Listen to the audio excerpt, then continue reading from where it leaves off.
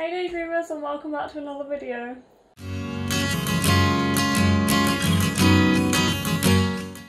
So today I'm going to be sharing with you my TBR for the Non-Binary November Readathon that me and Blue and Alex are running on this channel.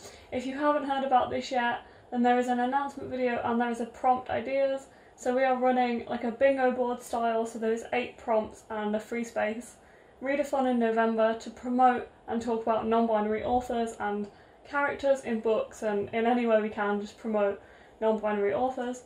So I have my TBR today for this. If you haven't heard about this yet, then go and check out the videos on our channel. I will link them in the description below. And let's get on with my TBR.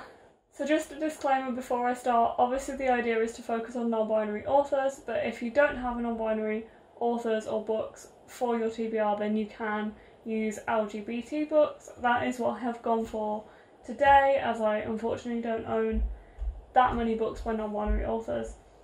So I have got a bit of a mix in here. So the first prompt is a book with N or B in the title, in which I've gone for Boy Queen by George Lester. This proof has been passed between Blue and Alex and me, and I'm so excited to read this. I met George back in, it must have been February time, at a signing, and he told me and Blue all about this book and then sent proofs out, and I just cannot wait to read this. This is about a guy who does drag, and George does drag himself, so I think it's very much own voices, and just it looks like so much fun. I've seen a lot of his promotion for it and I cannot wait to get to this one. And the next prompt is a book with the non-binary flag colours on the cover, so that can be purple, white, black or yellow. So I've gone for purple, and that is You Should See Me in a Crown by Leah Johnson. I have heard nothing but good about this book and I cannot wait to read it. I bought it pretty much when it came out. I think it was June, July time that it came out, and I bought it pretty much then as soon as I could get a copy of one. So I'm just really excited to read this. This is about a black girl and her prom, from what I remember. And I've just heard so many good things, so can't wait to get to this one. And the next prompt is a book by a non-binary author, and I've gone for Once a Future by Amy Rose Capita and Corey McCarthy. I haven't read any of Amy's work, but I have read Corey's book You Were Here when that came out a long time ago now, probably about 4 years ago, and it is one of my favourite books ever. So I picked this up at Yelk. So they are a couple, Amy's non-binary and Corey is trans, and I just can't wait to read this book. It's been sat on my shelf since Yelk last year. This is the Illumicrate exclusive edition, and I picked it up at Yelk, and it just sounds amazing, and I think it's about coming to terms with your identity, but it's also a sci-fi, so I just can't wait to see how those two worlds collide.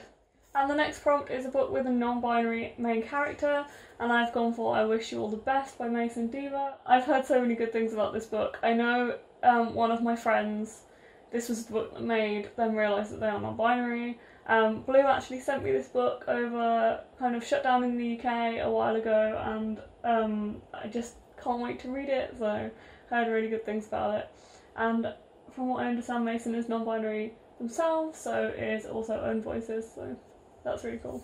And the next prompt is a book with a non-binary side character, in which I've gone for The Bone Witch by Ringe Pecco. This actually fits many of the prompts, so it fits non-binary author of colour, it fits the flag colour because it is purple, and it has an N and B in the title. So we chose this one to be our group book, so all of us are reading The Bone Witch, but I just wanted to read as many books as I can, which is why I've gone for, I think I've gone for a prompt apart from the free space, of course. So I could have shared this over quite a few, but I just wanted to read more, or challenge myself to read more, so I've put this one under non-binary side character, as from what we understand it has a non-binary side character in it. And the next prompt is a book that explores another gender identity, so I've gone for Wonderland by Juno Dawson. I got this through the publishing company. They gave some away as a promotion for booksellers, I think back in April time, and I still managed to miss out on it, unfortunately. At the time I didn't get to it at the time, so it's still on my TBR.